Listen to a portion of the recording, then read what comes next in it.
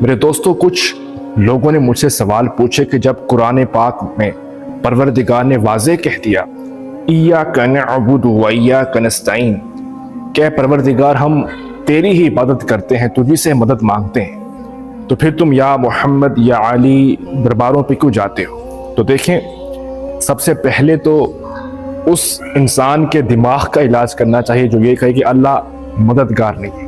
یہ تو آپ 6 سال سے بچے سے بھی پوچھیں نا، آپ کو بتائے گا مددگار حقیقی اللہ ہی ہے۔ لیکن یہ اس قسم کا سوال ہے، یعنی کوئی شخص کہے کہ میرے سر میں درد ہے اور سر درد کی گولی پیناڈول کھانا حلال ہے یا حرام ہے، یہ اس قسم کا سوال ہے۔ تو آپ اسے کیا کہیں گے کہ بھائی صاف ظاہر ہے علاج کروانا سنت ہے، تم کر سکتے ہو، حقیقی مددگار اللہ ہی ہے، لیکن یہ گولیاں، یہ دوائیں تمہارے لیے ایک وسیلہ بنتے ہیں تمہیں شفا دینے کے لیے۔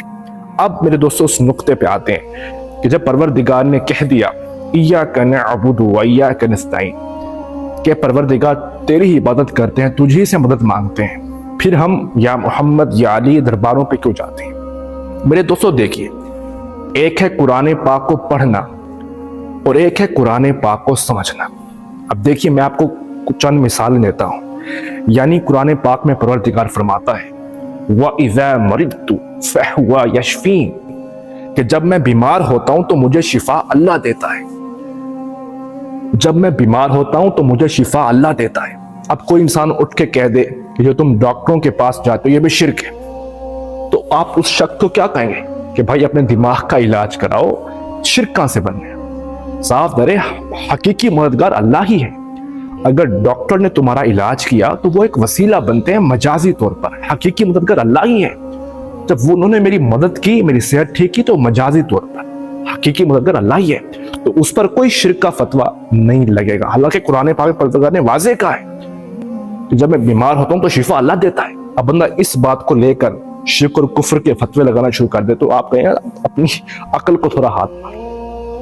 اسی طرح پروردگار فرماتا ہے تبارک الذی بیدہ الملک وہو علی کل شیء قدیر، ہر چیز کا خالق اور مالک میں ہوں، زندگی اور موت کو میں نے تخلیق کیا ہے۔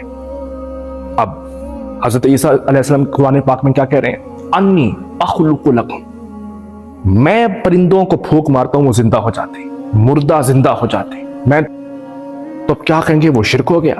نہیں، اللہ تعالیٰ جو صفات ہیں وہ اس کی ذاتی ہیں، ابدی ہیں، حقیقی ہیں۔ اگر عیسیٰ علیہ السلام نے یہی عمل کیا تو وہ عطائی ہیں، یعنی اللہ نے ان کو یہ قوت عطا کی، اللہ نے ان کو یہ قوت عطا کی۔ اللہ تعالیٰ کی صفات اس کی ذاتی، اللہ تعالیٰ کی صفات ذاتی ہیں، عطائی ہیں، حقیقی ہیں۔ اگر یہیں صرف کسی اور کے پاس ہوگی تو وہ عطائی ہے، وہ رب کے عطا سے ہے اور وہ مجازی ہے، اللہ تعالیٰ کی حقیقی ہے، شرک نہیں کہہ سکتے، کیونکہ اگر آپ اس طرح شرک اور کفر کے فتوے لگائیں گے تو کچھ نہیں بچے گا۔ اب دیکھیے قرآن پاک کو سمجھنا اور ہے، میں آپ کو ایک واقعہ سنواتا ہوں مسئلہ تحکیم پر۔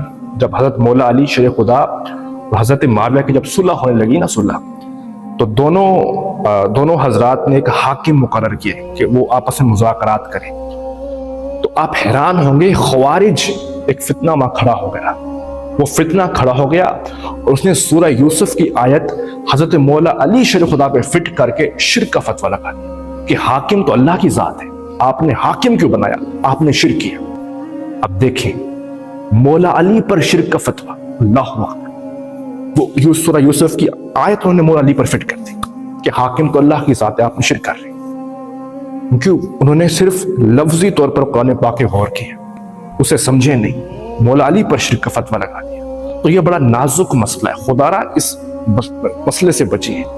یہ خام خواہ نے آپ نے ایک ایسا عقیدہ بنا دیا، بالکل ایک ذہن میں سمجھ نہیں آتا، آپ حیران ہوں گے۔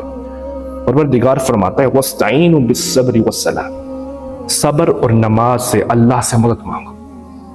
اب صبر اور نماز اللہ تو نہیں، غیر اللہ ہے۔ اگر آپ کہیں گے یہ نماز تو اللہ کی عبادت ہے، پھر ہم بھی کہیں گے جب نماز سے مدد مانگی جا سکتی ہے تو جس نماز میں جن ہستیوں پہ درود بھیجتے ہو ان سے یا محمد یا علی کہنا وہ شرک بن جاتا ہے، وہ خوف خدا کا۔ جب نیک اعمال کا وسیلہ دیا جا سکتا ہے تو اللہ کے پیاروں کا بھی وسیلہ دیا جا سکتا ہے، اس میں کوئی شرک نہیں ہے۔ اللہ تعالیٰ